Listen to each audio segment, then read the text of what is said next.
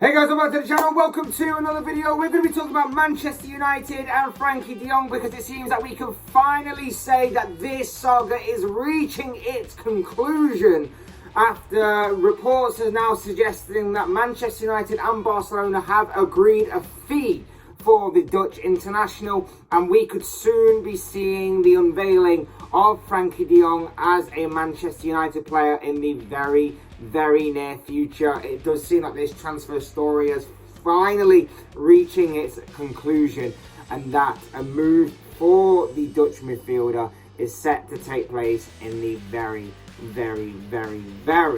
near future after a fee has allegedly been agreed between both clubs. We're going to be talking all about this transfer story. We're going to be talking about Manchester United, Frenkie De Jong, and Barcelona, and everything else in between. But before we get into all of that, I would like to remind you all, please like the video and also subscribe if you're new. Both things are always and forever greatly appreciated. But for now, let's get into this story, because like I said, this is a big transfer. This is a very big transfer for Manchester United. A very good transfer, in my opinion, of a quality midfielder who instantly improves United in a lot of areas and in a lot of aspects in their squad and in their gameplay and obviously with their new manager and everything. And I think we can finally and safely say that this is now reaching its conclusion. There were plenty of reports yesterday stating that United had agreed a fee with Barcelona. That was all that was standing in their way of making this move official and done and dusted pretty much, apart from obviously the medical and the other formalities of tying up transfers and everything. But it seems that a fee has finally been agreed. There were a lot of reports stating that 85 million euros was the benchmark fee. That was going to be the complete total after an initial fee set up and add-ons.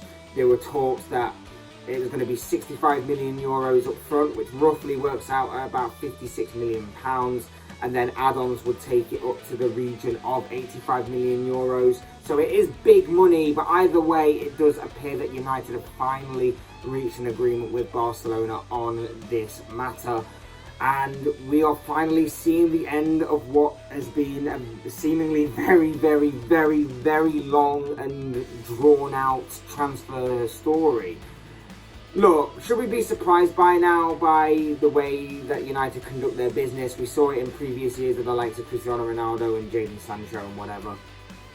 Under Sir Alex Ferguson, I genuinely believe that United would have got this deal done and dusted and wrapped up very quickly. I genuinely believe that if Fergie wanted a target, he would have said, go get me that target, do it quickly, and I'll win you this, this, and this. And that is exactly what he did.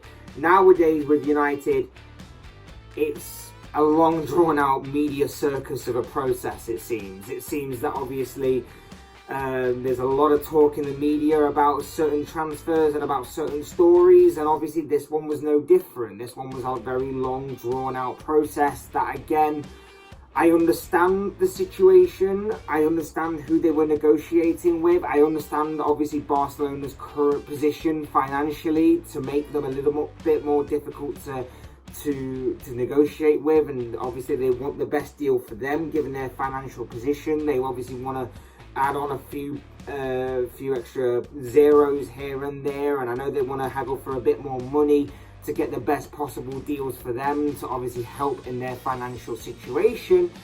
But at the same time, I just feel like any other club would have just gone in with the money on the table and just went bang, there you go, take it or leave it. And eventually it seems like that's what Manchester United have done.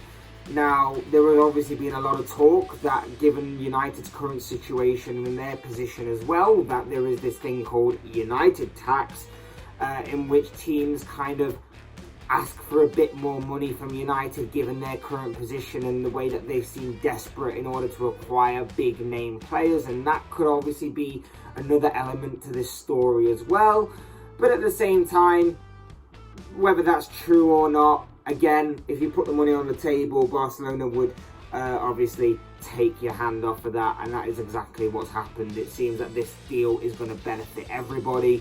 United are going to get their player. De Jong is going to link up with Erik Ten Hag once again.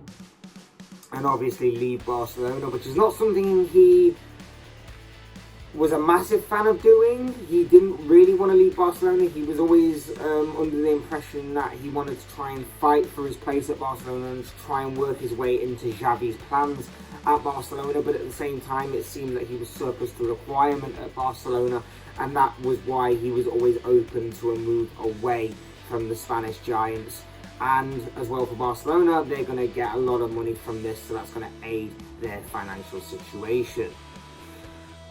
Look, overall, for me, this transfer makes sense. Ten Hag knows De Jong better than anybody. He obviously knows him from his time at Ajax. And obviously, in response, De Jong knows him, knows his style of play, knows what he wants and everything. So they both understand each other and they both sort of connect in that way. And it may genuinely help. It may genuinely help Ten Hag in having a player there that knows his style, knows what he wants, knows his way of playing, in order to help build your club around him, and to obviously have him as one of your most reliable players within that squad, to obviously help some of the others in that team know what Ten Hag wants from them. You look at obviously the way he plays. He's a box-to-box ball carrying midfielder. He is an all-round kind of midfielder, I believe. I think that in defensive areas he can do a job and can help sort out and operate in that kind of area. But he can also operate in keeping things ticking over in the centre of the pitch, pressing, keeping things simple, as well as being a bit more creative in the attacking third and helping in more attacking situations. I think he's an all-round great midfielder. He won't chip in with massive amounts of goals, or at least he didn't do that at Barcelona. He played 138 games for the Spanish club, scoring 12 goals and assisting 17 times. It isn't a massive or great return in terms of output in terms of that area, but you can argue that maybe Barcelona didn't use him to the best of their ability, and that maybe some of that does fall on De Jong himself, but maybe you could argue that Barcelona themselves didn't use him to the best of their ability, which is why he didn't really show that much creative output in terms of those kind of stats and those kind of numbers. But there's no doubt about it that he is a talent, he is a quality midfielder, and that on his day he can run midfields as well as tear other midfielders apart. It's clear that the potential that he showed at Ajax that got him his move to Barcelona hasn't completely been utilised or completely found at the Spanish club. It didn't exactly come to fruition at Barcelona. Like I say, a lot of that may be down to Barcelona, some of that may be down to De Jong himself, but it is obviously apparent that his best football years were played at Ajax under Ten Hag, and if he can replicate that kind of form again, then obviously United will have one hell of a player on their hands. You just wonder whether the more intense and more physical league of the Premier League is going to be able to help him resurrect that kind of form or not. Maybe it may take some time. Maybe he'll be one of those players that just comes in and hits the ground running instantly. Like I say, he's already got the head start by knowing what Ten Hag wants, knowing Ten Hag from his time at Ajax, and knowing his style of play better than anybody in that United setup right now. So he will elevate the midfield in that aspect. It's just whether or not he can adapt that kind of form to a more intense league.